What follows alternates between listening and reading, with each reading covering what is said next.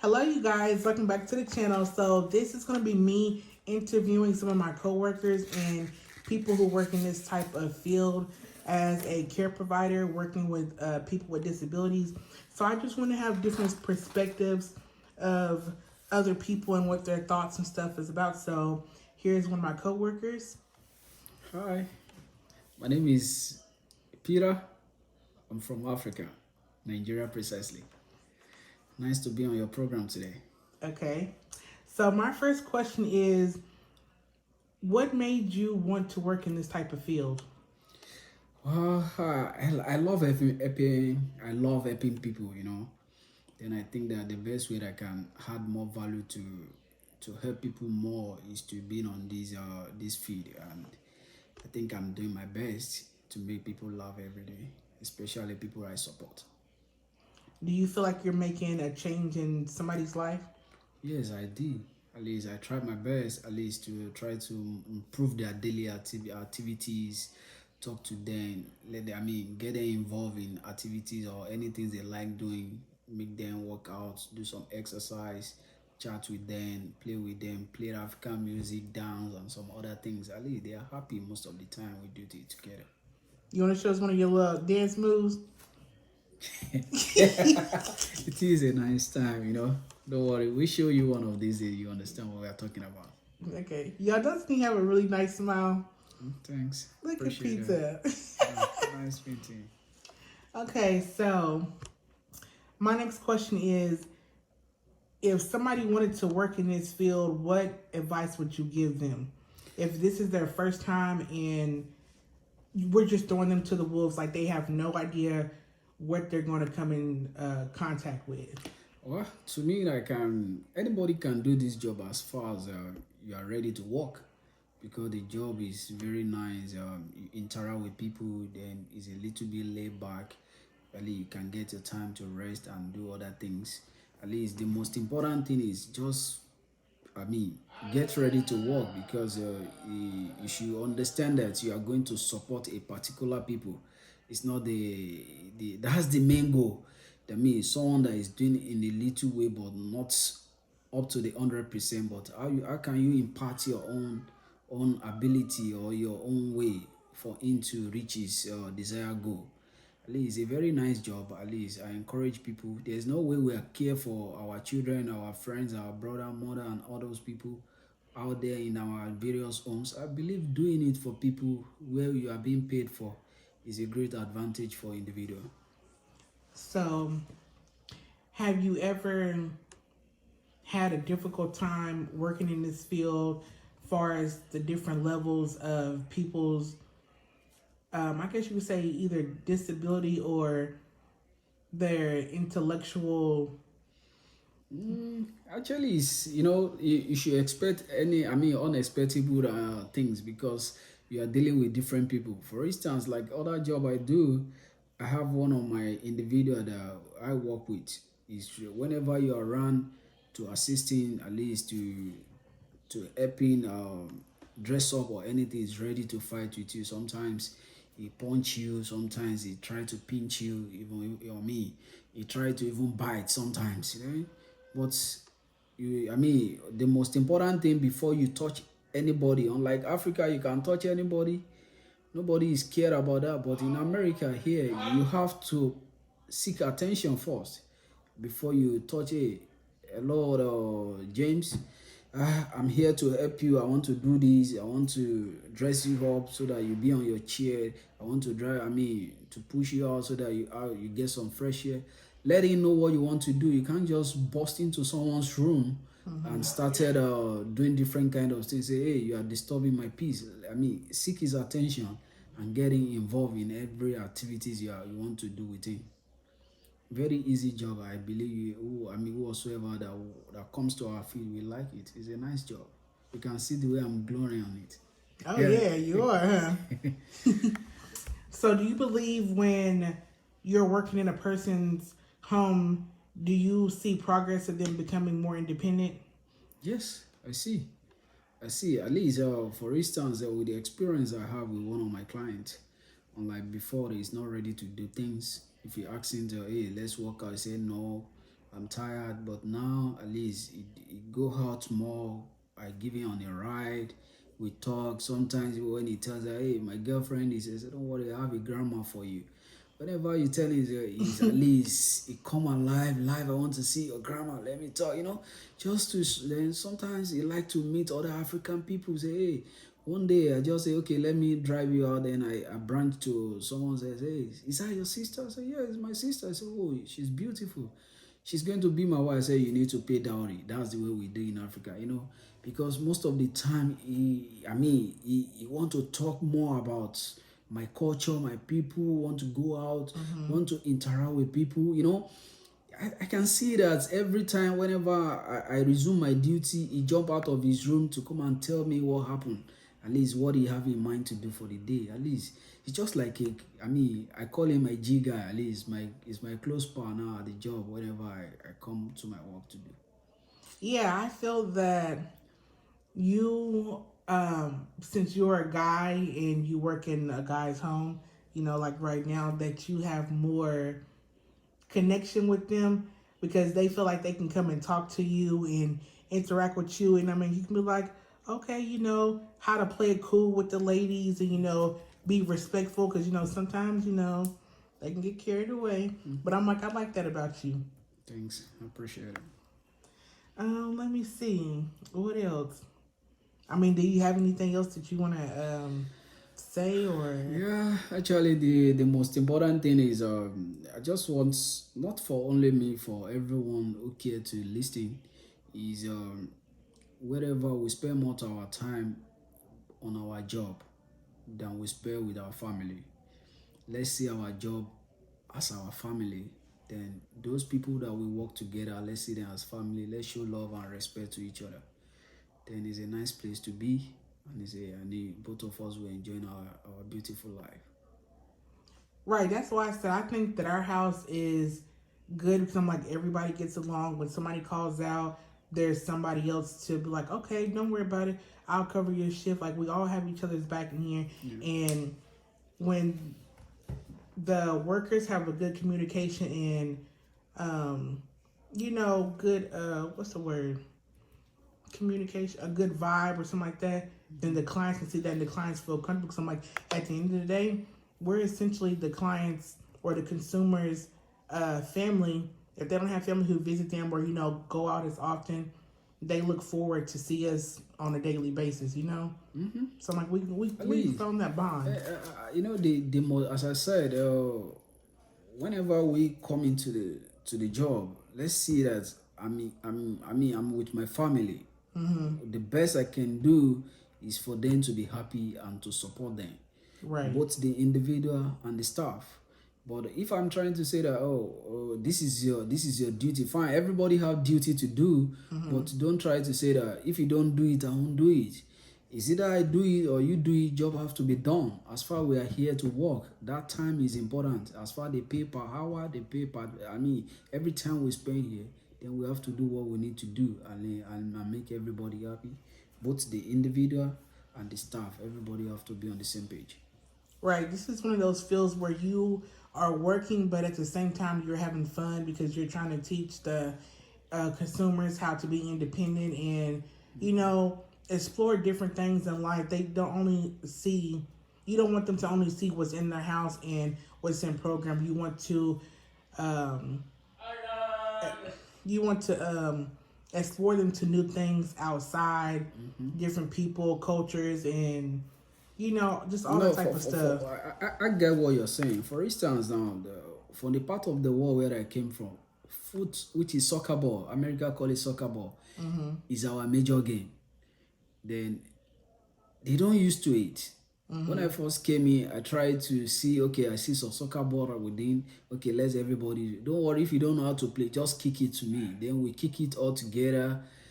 Myself and my client, we play. Sometimes we turn the soccer ball to basketball. We're trying to throw. Then everybody say, hey, I'm happy. Then have a good day. They have a good day. I have a good day. Exercise is good for every one of us. At least 30 days in a day. 30 minutes, rather, in a day. At least spend that time with your clients. They're happy, you're happy. You play some music, you dance, Then at the same time try to involve them in joking activities that is not going to be harmful to them. Right. At least it will really help them in their daily activities. They know that, hey, yes, whenever Peter is around, Shay is around, or whatsoever is around, this is my brother, this is my sister. Then they feel along with you. Exactly. Well, Peter, I appreciate you for coming in the palace and Thank you. just giving us a little insight of what you do at your job or your how do you say your house in your language? Okay, in my language, I speak Yoruba language. We call it Ilemi. I mean my house. Yeah, so welcome to the palace and Ilimi. Yes. And we just do what we do. Yes, I like it. Take us out. Just say, this is Shay and Peter. Thank you for coming to the palace. See you again in your language. Well, Eshe Tewowa, Emi ati Shay, Idowu, Peter Abada, Emi ati Shay. Eshe Tewa si Afinwa, which is our palace. Then it's a nice to see you guys watching our movie and our videos. Thanks. Ooh, I like that. All right. Okay, go ahead and introduce yourself. Okay, you guys, I'm Shelly B, the DSP. Okay. So my question is for you, how long have you worked as a DSP? For 5.5 years now. And how do you like your role as a DSP? I love it, actually. I love taking my clients on outings. I love interacting with them, giving them that family vibe. I like taking them shopping and out to eat sometimes. You said sometimes. Why? Because sometimes they can act up, and sometimes it's just different when they act up. Could you give the people an example of what it's like as versus a good day versus a bad day? Okay. A good day is they go to program, come home, watch TV, play games, or be on a laptop or playing wrestling, or be listening to the music, dancing. I really love dancing with them. And on a bad day, the behaviors can be sometimes a little disturbing. And I'm not trying to scare y'all, but if you just like a nice person or something like that, it will be disturbing because you won't be used to it. Like sometimes it could be aggressive if they can't talk and that's their way of demonstrating or being voicing their opinion. It could get really hectic trying to figure it out. Or if they got an attitude or head hurting and something, and you got to figure out. But for real, that's kind of a good day too, because it's like raising a kid or something, and when your kid, you got to figure out what's wrong with them, and then you see the little satisfaction in their face when you figure it out. Like, oh, you should have just said that. But so you can really relate. Yes. Okay, that's good. So, like, how did you get into being a DSP? Like, what made you just think like, oh, let me just go work with people with disabilities, like out the blue? So first, I used to work with kids.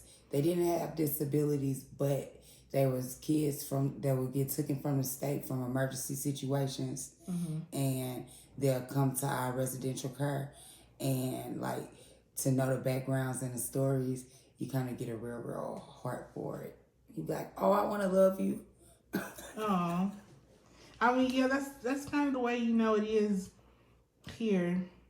It's just, I don't know. Like I was telling Peter, like we did an interview with Peter earlier, and he was just like, oh, we just become like a family. Like we don't just consider them, our clients or consumers. Like we just all have a bond. Yes, like brothers and sisters, like brothers. Damn, did you talk to Peter? Because he said the same thing. It is. We are like brothers and sisters with them and each other, don't you think? Yeah. Like we eat together, we shop together, we have fun together, we go bowling, we do all type of stuff. We went to the baseball game together, so right. You know that, and you get to dress up, they get to dress up, that's fun. Okay, yeah, and let me ask you about that. So, a lot of people would question me because I wear the long nails or, you know, the way I dress or anything like that. How do you feel about that? I love it because first of all, our clients should be able to see what's really real outside and inside. Like they shouldn't be having to just see one type of person. They should be very diverse. So the long nails and the real fashion stuff, I really, really agree with that because look at our one client, he up to date. And that makes his day just to see somebody like, oh my God, beautiful. You know what I'm saying? Right. So yes, I like it. Yeah, I just think like we're like it's different between us being a CNA or working in a hospice care where we have to like handle clients. Our clients are more independent where we just have to prompt them, oh, go take out the trash or, you know, do this or that because we're teaching them how to be independent. I mean, if we just walked around here with what are those things called? Scrubs all day, that might have flashbacks and be like, damn, I feel like I'm in a hospital, but I'm inside my home. You know what I mean? Right. So I think it separates us. And I mean, it prepares them for the real world. Like when it's, like you said, sometimes when we go out, they have a good day. Sometimes, you know, they show their ass. You know, that's just how it is. And other people on the outside should realize that they are normal people. Like they didn't just choose to be disabled or, you know, act out or, you know. Yes, exactly. Exactly. So, yeah. Is there anything that you want to tell the people, like, about the field or, you know, like a word of advice or just anything? To be honest with you, this is like the best field that you could like. You could go to school while you do this, and if you really like me, I really really enjoy it. I think even if I was to like win the lottery or something like that, I wish my clients could come with me and live to see the riches. Not the company, but my clients. I love the company. I'm just playing, but I really wish that they could because then they could just have a whole different type of lifestyle like I would have, and that's why I say you just build a bond with them. Mm-hmm. Working with them so long, they become family. They more of your friends than the people that you know half your life. Right, because and they act the same way too. They act just like our friends. Right, because old boy called me his cousin and sister and invited my dog over to the cookout. I was like, Palace ain't finna go nowhere. Yes. I love it though. Would you change anything about working here or anything? No, I mean, I love my clients and I like the freedom that we get. That's another perk, the freedom that we get. Like if you don't like being like stationary at work and you just want to get up and go do something, you got that option. Like suppose you just be like, hey, I want to take my client to Applebee's. You get to get up and go take your client to Applebee's. Say, I want to teach my client how to go shopping on a budget. You get to go teach your client how to shop on a budget. It's just anything. You know what? I totally agree with that one because it's just some days you like, you know what? I'm thirsty. Let me go get me something to drink. Okay, take a client with you. You know, ain't no telling. Y'all might run into a parade or anything and y'all just out having a good old day. As long as they here by bedtime, we cool. And they have their own money, so that makes it even better. Right. You know, sometimes we catch ourselves, you know, splurging on the clients, you know. Always splurge on the clients. It's just the habit. You know how you do when you with family. Mm-hmm. Yeah, we got plenty of cousins and brothers and sisters here. But I don't think I have any more questions that I couldn't come up with. I'm trying to like diverse between everybody, but I appreciate you coming on here, you know, giving your, you know, ins and out of the DSP. Yes, thank you. All right. I appreciate it. That's my girl, Shelly. Yes, Shelly B, the DSP. Right. This is the one who be having the eyelashes, and yes. I was just like, oh, you know what? I need to tell her I need some more. Yes, definitely. Hit me up. Okay, so put it back in stock, okay? Definitely. Okay, you guys, welcome back to the Palace. We are here.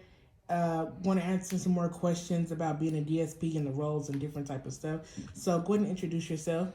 My name is Adam, and I am a program supervisor. Okay, so how do you like being a supervisor versus the DSP role? Like, how did you come about your position? Well, I actually interesting how I became a supervisor, or in this role. Period.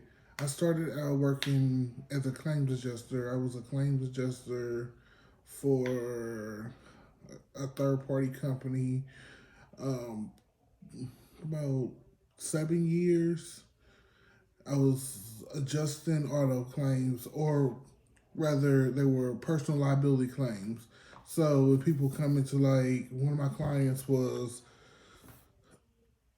Wendy's. So people would go to Wendy's and have slip and fall after an employee mops.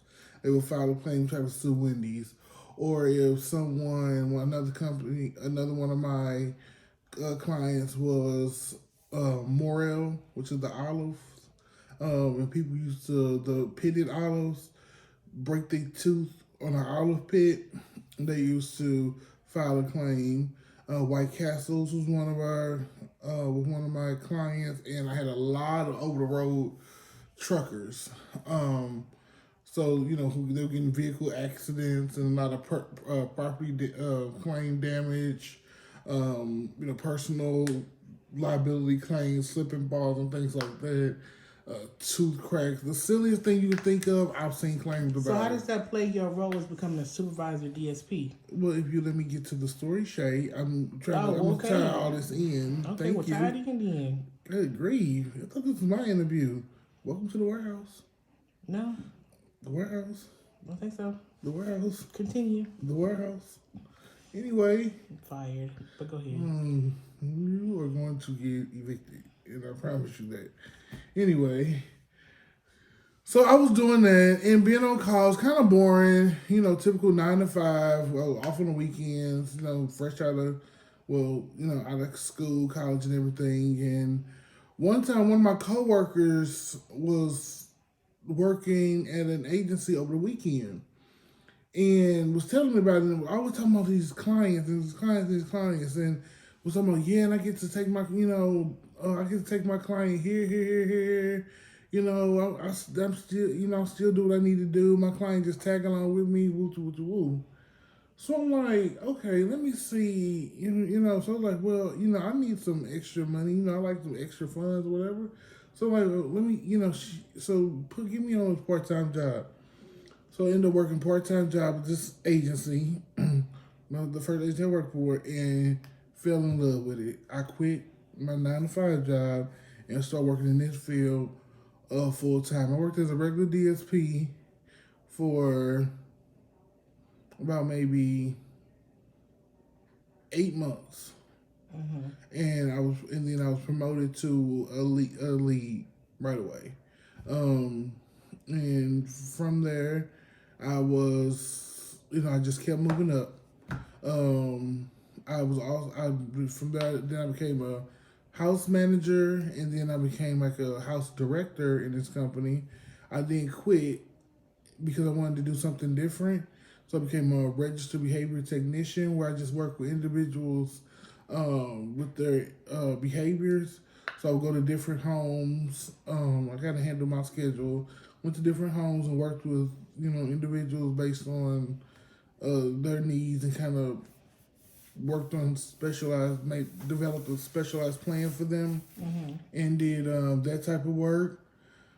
I was doing that all up until while working part-time at this agency we're currently at now.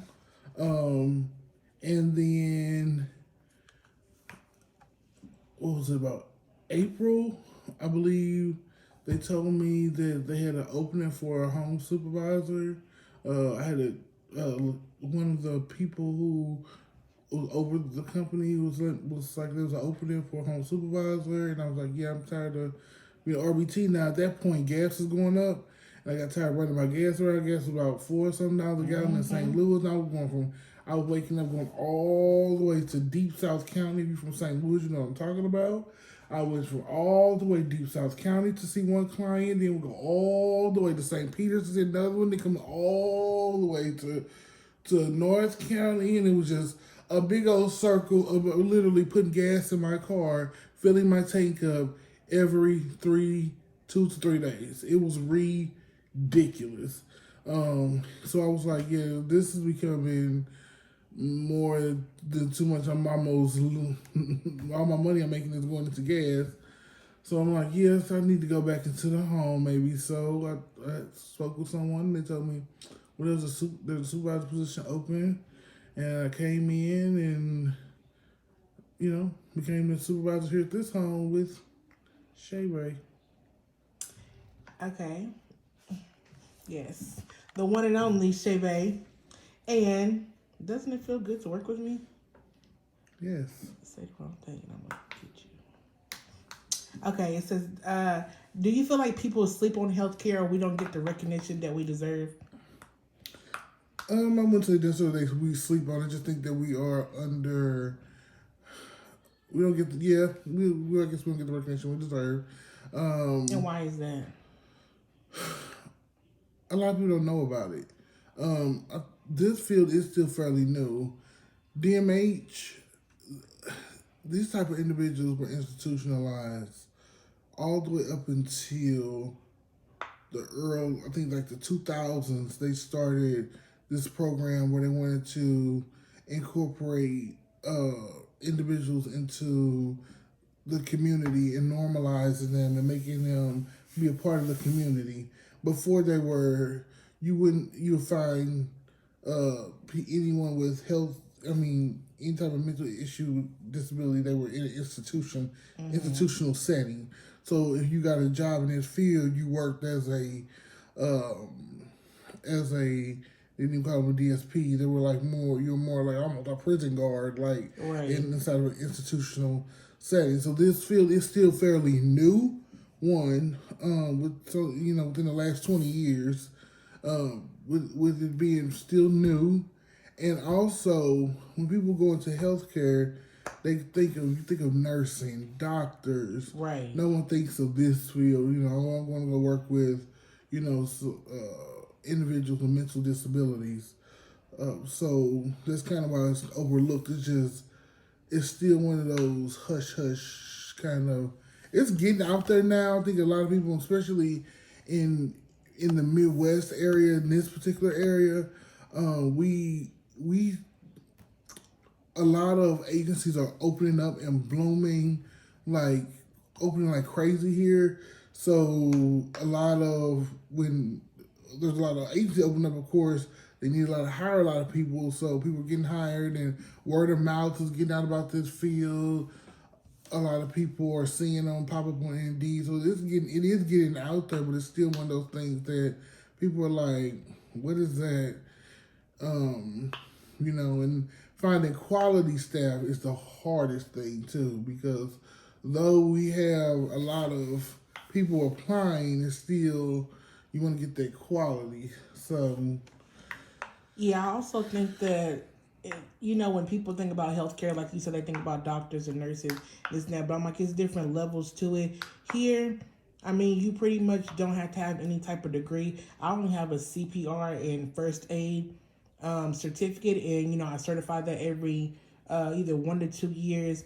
And then for me to be able to pass meds, if you're in Missouri, then you have to actually pass a test, and it goes to the state board, right? Correct. So some of those cities and states don't require that. So in California, I was going to Kaiser, the hospitals, and picking up narcotics and just heading to the clients. No type of certification at all. So I'm like, it just depends on where you live at for that type of stuff. But also, I want to ask you, how do you deal with clients in public when you see people, like, this is normal to us when we go to the store and the clients act out, or they do their hand gestures or make their sounds, versus a person just shopping there with their normalized kid. Like, how does that make you feel? Does it make you feel like we normal, or did it make you feel weird at first? Like, and being honest, it does. It did for a long time. It was made me feel a little uneasy. Like, we just not embarrassed with the fact that I was embarrassed for my clients. I was embarrassed because of the understanding, right. and that people just don't understand. And I get more embarrassed I get more concerned about their safety. Like I don't want no one to misrepresent a gesture or take them the wrong way, like do like an action that they do, or if they do, a person with autism who maybe blurt out, or maybe do like a finger up or something. Maybe they're thinking, "Fuck," I don't want someone else to take it the wrong way. So I get more nervous, and more for their client safety and their understanding more so than the behavior itself. The behavior itself, yeah, like you said, when you're in this field, you kind of are used to it. It doesn't even. It's kind of normalized. It's kind of like, you like what,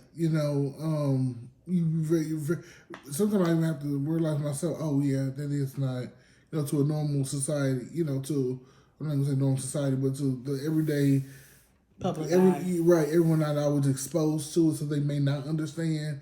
I'll be in the store and a client may be jumping up and down, picking out something, and I'm just thinking, come on, just taking the time, not realizing people are waiting, and I'm thinking, oh yeah, this is not normal, and I have to, prompt them, okay, now come on, let's go, to get them out the way, because they are, to me, what's normal is not normal to everyone else, and everyone don't always understand what's going on. So I just really want the understanding to get out there to the masses that these are people, and they do have, they are born with these different mental illnesses, and don't judge. Let's try not to judge and just be patient.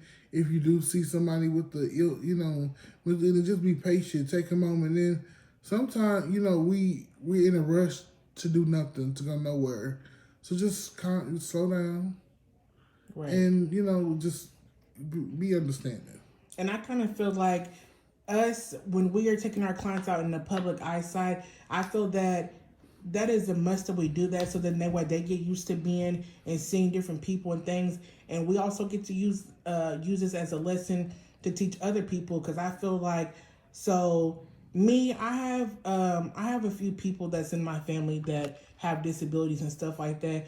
So just for instance, say if I go visit my sister every day and she has a disability, but say when it's time to go to the store or anything else, my mom doesn't take her out. I need to go to the store. But when you have people who stay at home with their disability family members, it feels like that's their relief. So when they go outside, it's like, okay, they don't have to worry about nothing. But when you're outside, you need to see that, okay, you know what? Maybe I should start bringing my, disabled family members out, to expose them, not in a bad way, but get them used to people like, you know what? Like, you're not going to treat my brother or my sister any other way, because that could have been you. And I don't think people realize and understand that. So just for instance, me being in a disabled relationship, it was more like, okay, yeah, this is my man. I'm going to claim him. I don't care what y'all say. Just because you wouldn't date somebody disabled, that doesn't mean somebody else is going to do it. You know what I mean? Mm-hmm. So it's just like, people, you have to take a step back and just be thankful that you're not in that situation, but still be mindful of it could have been you and something else. Mm-hmm. And just real quick, two things. At any moment, there's a good point when you said it could have been you, because in my last employer, there was one of our clients was once normal every day outside, just like you and me, got into a vehicular accident, damaged their brain, made them, paralyzed in the brain and, non-responsive, and became one of our client. So that's just a story that just one day they was normal, the next day they were a client. So it could really be you, any day. And also, I like too how you kind of reference, that we need to make sure we get our clients out and it's important that we do expose them to the community, and that's why we encourage like staff not to wear scrubs. We don't wear scrubs here. We look normal. You know, the way you carry on with your everyday life, we encourage it here. You know, that way they expose. They know how to handle every day. We don't want them to go out. We don't want to be out in Walmart and we walk with our clients in the store and we got on blue scrubs and they look like we walking with our client from a mental hospital. Yeah, that right That's there just kind of uncomfortable. gives it away. Right, that's uncomfortable. So with us just walking around with normal attire, you know, people with, you know, whether your nails are long, short, whether your hair is long, short, whether you wear tennis shoes, you know, whatever. We do encourage close-toe shoes, and even if something happens, you know, you have to move quick. But other than that, you know, And I say, if you don't have to wear scrubs, don't wear them, because I'm just like, some of these clients came from hospitals where people just dropped them off, and that could trigger them if they're verbal or nonverbal. They don't know how to express it. But I'm like, I can just walk in here with scrubs, and instantly, just like that, you would think somebody has an attitude, but they are really just expressing themselves and triggered because of that. And I'm just like, plus, if I go into Walmart dressed like this and they normal, you probably think that was my brother or something like that. And, you know, I'm like, you know, like, that's family. But I'm like, if I was going there with scrubs, she'd be like, let me steer clear of this aisle and make sure I don't go in the same aisle as them. So, and my thing was, are there any challenges you face being a DSP or a supervisor, like your mental health, being hurt by a client? Do you feel isolated from the world? Because I'm just like, being in this field, you do work long hours and you will work, you know, holidays and being away from your family. Is the fact that these people every day depend on you to come to work. If not you, somebody else is going to do it. And if you don't do it, they're going to find somebody else from the outside world to come do it. Like Lady E was saying that they will have temps come in here and pay the temps more than they pay us. So I'm like, either way it goes, somebody's going to go get that coin. But, I mean, how does that affect your mental health? Have you ever been hurt by a client or, I mean, isolated? There are times. Story time? No. Oh, okay. But there are times where you may deal with a client who's a little bit more aggressive and have more behaviors. There was a time where I was recently, actually here, I was hit in my lip, bust my lip. I don't know if you want to insert a picture of that. No, you may want to leave that out. I mean, that's up to you. But yeah, it was a lip. It hit one of my lips because the client thinks someone talking about his mama. But it was just being triggered because the client, you're saying one thing and the client is reversing in his head. Does it, so, well, we're not going to talk about that. Yeah, Keep it professional. Right. Yeah, sometimes I don't keep professional to say, but I just try to let them know that cuts sometimes they don't, some things are not seen. They don't comprehend as well as us. Right, I'm trying to put it a different way. But yeah, okay. We'll leave it there. Yes. But also, but those types of challenges, the training prepare you for those. You go through a lot of extensive training in the beginning. What type of training do we go through? Depending on your agency, like we go through CPI training. Some companies go through MENT. Some do forget what's the name of the other one. There's a lot of different type of defense trainings. We also go through what is it called?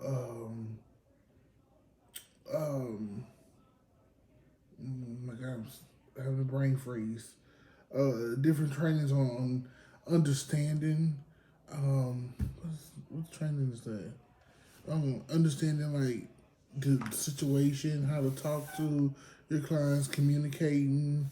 Um, And communication is a good part of dealing with clients because, like I said, you have some that are verbal, nonverbal, some are in between. So, like me, like I kind of know some type of sign language, but around here we do sign language with one of the clients. I mean, he doesn't know that much either, but it's a learning progress that we do together. right. So, do you have any advice or you want to clear things up about the healthcare field that people might not know or should know? I would say it's not as scary as people make it out to be.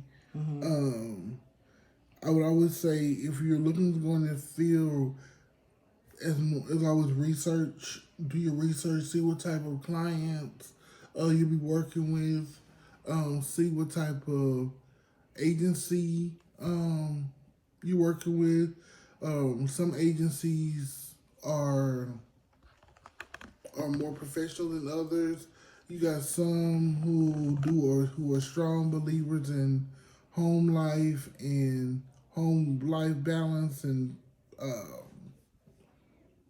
home work life balance. And so you know if you are more geared toward those, you want to go towards the agencies like that. There are agencies who have around the clock unlimited overtime. If you want to work, and I know there's agencies in St. Louis that will allow you to work 72, 96 hours straight, back to back to back. Not going from one house to the next house, or staying at a house for 24 hours, leaving there, going to another house, leaving there, going to another 12-hour shift. So there's different types of agencies. I would just say research on depending on what you're looking for. What are you trying to get out of it? Also research what type of clients they have. Some agencies do specialize in level 5 clients where they're all top notch behavior clients. That's what happened when I first moved here. On my resume, they wanted to hire me for behavioralist clients, and I mean I've been dealing with that for years. And it's to a point in life where I was like, you know what, my next clients will not be so behavioral. Cause I'm just like I'm getting tired of getting hit every day. This and that. I mean, I know they can't help it, but I'm like it's a time in life where you have to tell clients no, and they don't do that. But in the real world, you gonna hear the word no from me. So, but other ways to say no, you want to prompt because well, yeah, but we're not there to tell them no. We're not their boss. Well, no, I'm saying this is from my client. We literally had a book of John. They was like, you cannot tell him no, this and that. But that's because the parents were scared of him and just put the parents. But I'm like, they were still in his life. But when I came in there, no, you're autistic, and I know y'all stick with a schedule. We're gonna stick to the schedule, but still make small changes. And now he's better than ever. He can go to his parents' house and them not being scared and padlock the door, anything like that.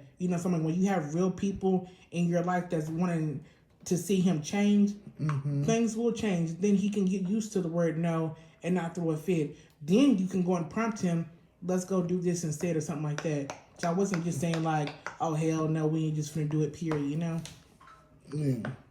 I have to make sure that, because there's a lot of times that, DSPs like to think that this is their home, that they tell clients yes, no, when to go, no, and we have to remind them all the time. As a supervisor, it's also important that you check your DSPs and you remind them, you set the example, you set the tone to remind them that they don't run nothing, and they don't run the house.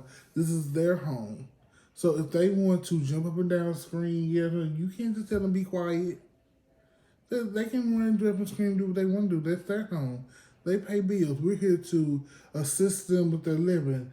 Now, there are times where we may have to do more assisting than we would like to do. Like you have some clients, thankfully here we don't, but there's some clients that you may have to help them shower and bathe.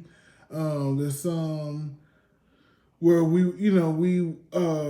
have to assist them with making, like, packing their lunches for their day routines and things like that. We would encourage them to, do it themselves or help out. But we have to be mindful that their attention spans may not be the best, so they may start out doing it, but then something else happened and they gone to do the next thing. So we can't get mad and we just go ahead and finish doing the task, move on, and just the time we spend yelling trying to get them to do this or do this, we can just be done with it. So we want to assist them, want to encourage them, involve them in the things that we're doing. But if they don't stay focused or don't maintain, we want to keep them engaged as much as we can. But if they don't, fine. We just complete the task, and next time we just make a goal of it, of trying to get them to be more and more and more and more and more and more engaged until they able to fully complete the task. And that's what I try to tell my team all the time. Also, we want to make sure that we practice safe habits. We make sure that we're doing things that ultimately they imitate and mock the things that we do. So we want to make sure that we're doing things that are safe and correct and right and ethical at all times. You don't want to be doing something you don't have no business doing. I can't think of an example of nothing. Yeah, don't give no examples. No, I was kidding. Yes. Not over here. But we don't want to do anything unethical. In the end, the client turn around and they repeating a similar behavior they seen Joe Blow do on the last shift. Well, then we sit here yelling, no. We can yell at them when just Joe Blow was just over there doing Joe Blow things.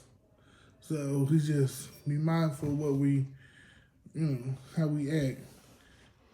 Okay. Well, Adam, I appreciate you for coming to the palace and Warehouse. giving your feed for thought. Cut the camera. And would you mind saying, no, that's your welcome. I would say thank you. Say thank you in sign language. Say thank you in sign language. Yeah. Okay. Thank you for coming to the palace. I was trying to incorporate the sign language in. Oh, I better come to the warehouse. Cut the camera. Come on.